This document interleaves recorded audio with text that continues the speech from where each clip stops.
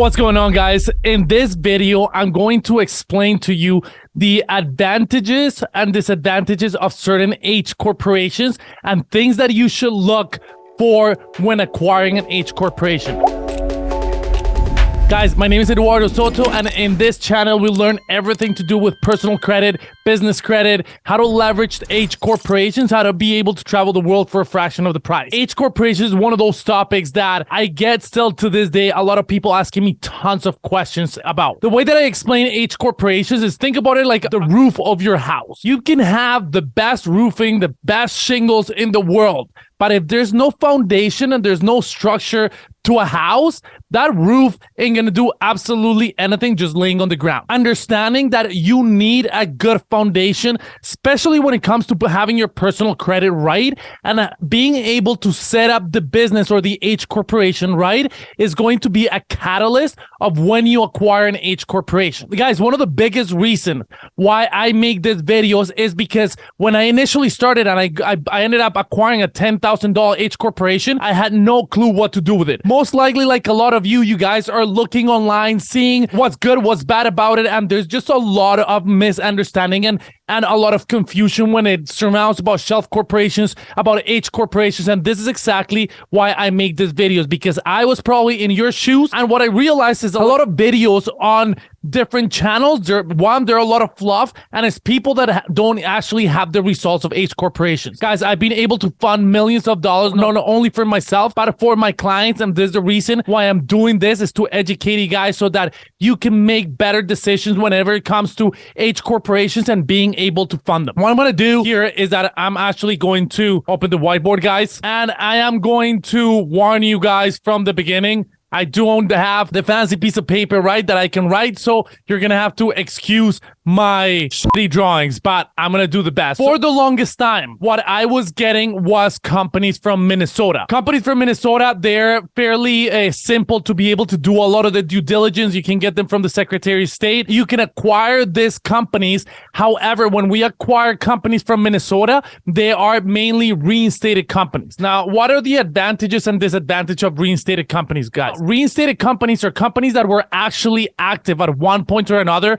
You might have seen some of my other YouTube videos, but these are companies that were active 5, 10, 15, 20 years ago. For some reason, the owners of the company decided to stop running it, whatever the reason might be. This is where we actually go out to the marketplace and we reach out to these business owners and we acquire these corporations, right? So depending, like one of the main things that we acquire these companies are for the age, right? Regardless whether 5, 10, 15, 20, 30 years old, that's the main reason. However, you should understand that a lot of these companies that are specifically from Minnesota, they are reinstated. I didn't know this at the beginning, guys. I didn't know it when I first acquired them, but I was acquiring a lot of these companies and I was running an actual business on them. But one of the downsides of Minnesota is the taxes, right? So I came to find a little bit later on, it's just not the best state to have it. So even though we do have, and I've been able to get hundreds of thousands of dollars in one single company, that's where I got just close to the $700,000 in one round of funding. It was with an H corporation. However, what you want to do if you are acquiring a Minnesota company, guys, is say we get funding for H Corp, and say we get $200,000. You just got $200,000 on this H corporation. Now, one of the main things that I've been, and I explain a lot of my clients, is that once you have those funds, there's a few things that you can do. What I was doing before is that I was grabbing, say I get $200,000, I was using the same money. And say one of the things that I did was I was investing in a lot of e-commerce stores. I was using the same money to invest in the e-commerce store, and the e-commerce store was paying the same company, right? So all the funds were being used within this company. Again, what I didn't know at that time is that it is heavy on taxes, right? So there is sales tax and there's other things that are not the most advantageous, right? So again, I do want to do my disclaimer, guys. I am not an accountant, so do ask your accountant,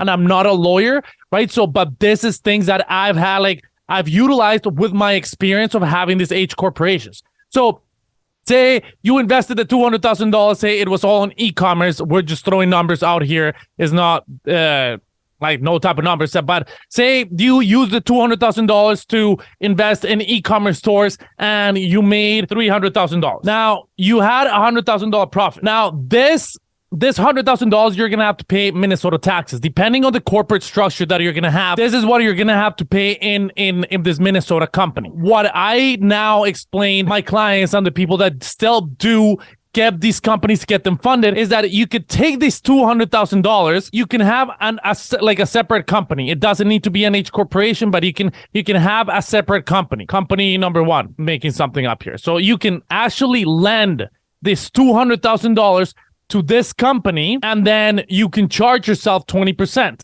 Now, this is exactly what the banks do, guys. And since you have different companies, you're just lending from one company to the other. And this is where you're gonna, in this company number one, is where you're gonna wanna run the profits. This is the case that I explain to the people that end up getting a lot of these Minnesota companies nowadays. If you have companies, for example, in Wyoming is one of the best states that you can actually have a company with. Just because a lot of the tax issues, they do have the Privacy Act, and there's just a lot of advantages that Wyoming does have. If you were to do this in the same case scenario and with the H corporations that we acquire from Wyoming, guys, these have been corporations that have been active the whole time. They have not been shut down. They have not gone inactive. So that's one of the advantages. These are companies that have been registered every single year. You can now go and acquire them. And whenever we do any type of H corporation, we still do an addendum where we are changing the name and where we are changing everything. And for example, in Minnesota, it is going to show, guys, right? So it is going to show on the Secretary of State, right? When we were talking about Wyoming, because of the privacy laws, like it's pretty much hidden, right? So all this information is still going to, we are going to change the name of the company, the number of shares, the address that you're going to have your company in, just to make sure that it's set up properly. One of the biggest mistakes that a lot of people make when setting up their own company, whether it's an H corporation or it's a brand new company, is really not setting it up right. One of the things that you guys want to look at is like, what industry are you setting it up as? Is it high risk? Is it low risk? One of the biggest, like if you think about, for example, trucking, or you think about real estate, these are high risk industries, right? So when you go into banking institutions, for every 100 companies that are, for example, in real estate, there's a percentage amount that default. Same thing with, say, trucking or anything to do with money or anything. Like, there's a lot of these industries that are high risk. So we always want to make sure that we're looking at our company and the way that is being set up to make sure that our company is not in a high risk industry. That's why I always advise to go with consulting. You can be real estate consultant. You can be a financial consultant. You can be a tech consultant. Most people, like, when we talk about consulting, they're paying you for your expertise and your knowledge. Mostly it's high profit margins and it's just a service that people are providing, right? Due to their expertise. Again, this is something that I recommend. It's up to you to also do your own research on how you want to set up your company, whether you want it to be a corporation or an LLC, and they're just different structures that you're going to be able to utilize. When it comes to the Wyoming companies, guys, the advantage of the Wyoming company, it is going to be tax advantages and Privacy Act. Now, with these Wyoming companies, you can still get them funding just as much. Now, again,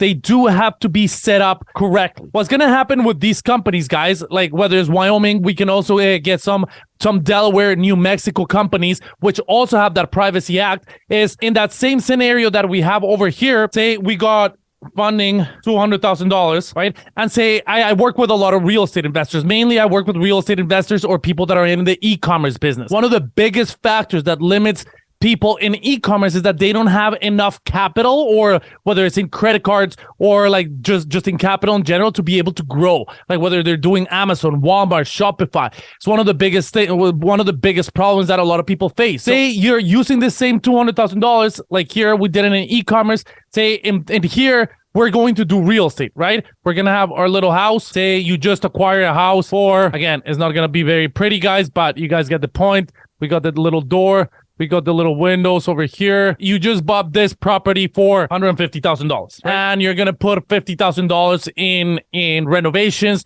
Say it's a total cost of $200,000, and then you sold the same property. Say you sold it $250,000, right? You just profited $50K. Now, this $50K, guys, again, when it comes to a Wyoming company, you're gonna have a lot less taxes. Another thing that you guys gotta think about when we're talking about H corporation, a lot of people are always thinking about the short term, right? When you acquire a company that is 10 years old, regardless of whether it's a Wyoming, Minnesota company, Delaware, New Mexico, you gotta think about the long term. Think about a year from now. Say you did 2 of these flips, right? And you profited $100,000. Now you have a company that has 300,000. Well, no, let's say it's 2 of these, so it would be $500,000 in revenue, right? And you got $100,000 in profit.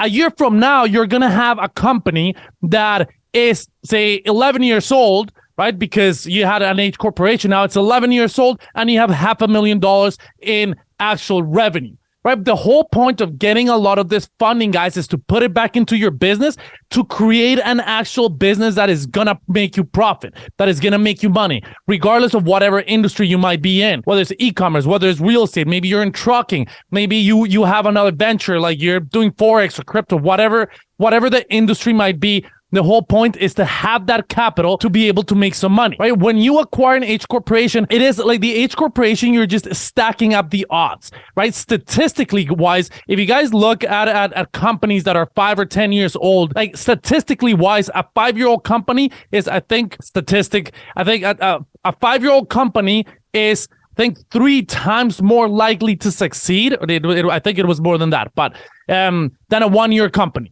Right. So, and it is, I think it's like, it was 250% more likely to succeed. It was the exact, if I'm not wrong, but a 5-year company will succeed a lot better, like a lot more than a 1-year company, and the same with a 10-year company.